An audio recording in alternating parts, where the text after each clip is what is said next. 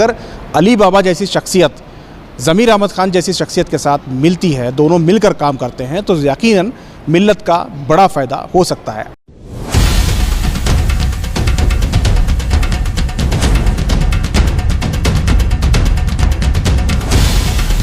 वो गिले शिकवे आज से यहाँ से ख़त्म। भी अली बाबा जो वक्फ बोर्ड के चेयरमैन थे ना, उनमें हमारे में ज़र्रा ना इत्तेफाक़ी थी। आज अल्लाह का बहुत बड़ा एहसान है, आज हम सब खुशी का दिन है। हमें तमाम पूरे एक होकर वक्फ बोर्ड के अंदर काम करना को इंशाल्लाह तय करी मौलाना सब एक होकर। हमारा हैदर अली साहब उन्होंने दिखते नहीं ज़्यादा, छुपे रुस्तुम उन्होंने पूरा स्टेट कंट्रोल कर रहे हो, पूरा स्टेट कंट्रोल कर रहे हैदर अली साहब। कर्नाटका स्टेट वक्फ बोर्ड के इंतखाबात जब से हुए हैं, कहीं ना कहीं इख्तलाफात धीमे धीमे नज़र आ रहे थे। आखिरकार इन इख्तलाफात को आज ख़त्म कर दिया गया है। यानी ज़मीर अहमद खान ने ही ऐलान कर दिया है कि अब वक्फ बोर्ड के मेंबरान में, चेयरमैन में और साबिक चेयरमैन में किसी तरह के इख्तलाफात नहीं है। यानी उन्होंने ऐलान किया कि तमाम लोगों को मिल्लत के लिए काम करना चाहिए, इत्तेहाद के साथ काम करना चाहिए। ज़मीर अहमद खान ने आज KMDC के प्रोग्राम में एक स्पीच में उन्होंने कहा कि जो मौजूदा चेयरमैन है वक्फ बोर्ड के अली बाबा साहब, जो कि बंदा नवाज़ के सज्जादा नशीन भी हैं, सैयद शाह अली हुसैनी साहब के ताल्लुक़ से उन्होंने कहा कि हल्के फुल्के इख्तलाफात साबिक चेयरमैन अनवर बादशाह के बीच में थे, लेकिन ज़मीर अहमद खान ने मुदाखलत कर दोनों को मिलाया है। और उन्होंने कहा है कि मिल्लत के लिए काम करना है, अपने इख्तलाफात को बालाए ताक रखना है और मिल्लत के लिए, वक्फ बोर्ड के लिए, वक्फ की प्रॉपर्टी को बचाने के लिए, वक्फ में डेवलपमेंट करने के लिए किसी तरह के भी इख्तलाफात नुकसानदेह हैं। ज़मीर अहमद खान ने स्टेज से कहा कि अब ये इख्तलाफात नहीं हैं।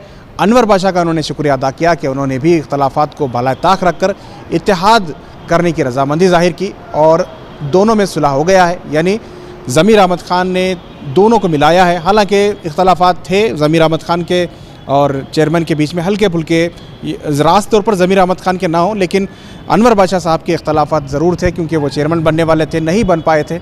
लेकिन अब ये इख्तलाफात चूँकि काफ़ी वक्त गुजर चुका है, बहुत सारे काम वक्फ बोर्ड में नहीं हो रहे हैं, बहुत सारे काम ठप पड़े हुए हैं, इस वजह से भी जो है ये कदम ज़मीर अहमद खान ने उठाया है और ये कदम वाकई मिल्लत को फ़ायदा पहुंचाने वाला है। और ज़मीर अहमद खान का ये कदम, इसकी जितनी तारीफ़ करें वो कम है, क्योंकि सियासत में अक्सर इख्तलाफात जल्दी ख़त्म नहीं होते हैं।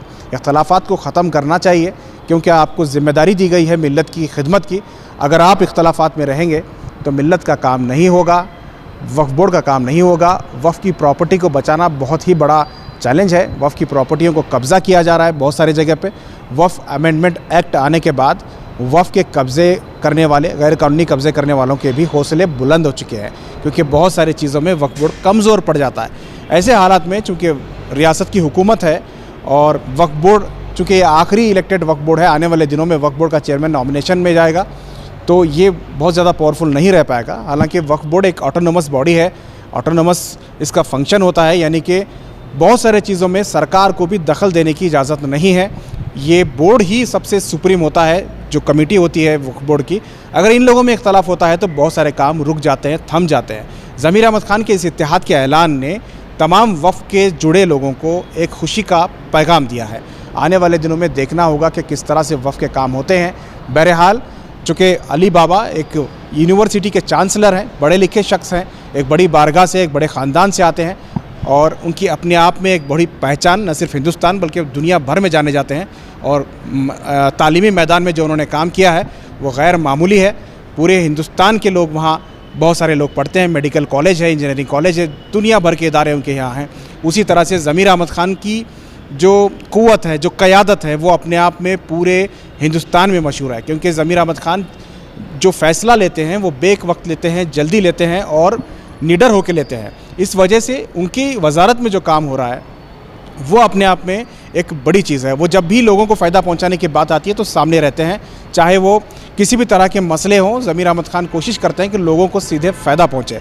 अगर जब सरकार से कुछ स्कीम नहीं दे पाते हैं या कुछ दिक्कतें आती हैं तो उनकी कोशिश रहती है कि वो अपने से खुद से, अपने पैसों से वो उनकी मदद कर सके। इसी वजह से ज़मीर अहमद खान की बहुत ज़्यादा मकबूलियत है। अगर अली बाबा जैसी शख्सियत ज़मीर अहमद खान जैसी शख्सियत के साथ मिलती है, दोनों मिलकर काम करते हैं, तो यकीनन मिल्लत का बड़ा फ़ायदा हो सकता है। अब ये इत्तेहाद से कितना फ़ायदा होगा आने वाले दिनों में देखना होगा। हम भी नज़र रखेंगे और आपको भी दिखाने की कोशिश करेंगे। हमारा हैदर अली साहब उन्होंने दिखते नहीं ज़्यादा, छुपे रुस्तुम उन्होंने पूरा स्टेट कंट्रोल कर रहे हो, पूरा स्टेट कंट्रोल कर रहे हैं हैदर अली साहब, हमें सब हैदर अली साहब हमें, और एक अब तुम लोगों को एक कन्फ्यूजन था, आज वो भी आज क्लियर होगा।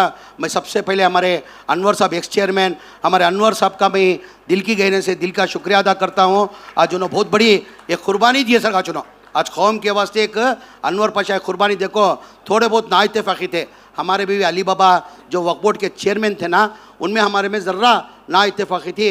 आज अल्लाह का बहुत बड़ा एहसान है, आज हमने सब खुशी का दिन है। हमें तमाम पूरे एक हो को वक्फ बोर्ड के अंदर काम करना को इंशाल्लाह तय करी मौलाना, सब एक हो को की तो ये हमारा काम नहीं, ये किसका काम नहीं, ये वक्फ बोर्ड का किसकी प्रॉपर्टी, ये अल्लाह की प्रॉपर्टी, तो हमें सब हिफाजत करना कर को। उसके अंदर हमारा हैदर अली साहब का भी रोल है। तमाम एक हो को जाना कर को ही वो गिले शिकवे आज से यहाँ से ख़त्म। मैं यत्ता अनवर साहब को बोलता हूँ, अनवर साहब अल्लाह मियाँ किसकी तकदीर, मेरी मिसाल यहाँ, मेरी मिसाल, मेरा बैकग्राउंड क्या भी नहीं, किधर भी नहीं, अल्लाह मियाँ मुझे तकदीर में लिखा था 5 टाइम MLA बनियो, 3 टाइम MP मिनिस्टर बनियो, और आदमिया कहता चाहिए तो मैं तकदीर में लिखा लेका कौन सा तकदीर में लिख दे लेने अल्लाह, कोई मैं कला रोक सकता नहीं।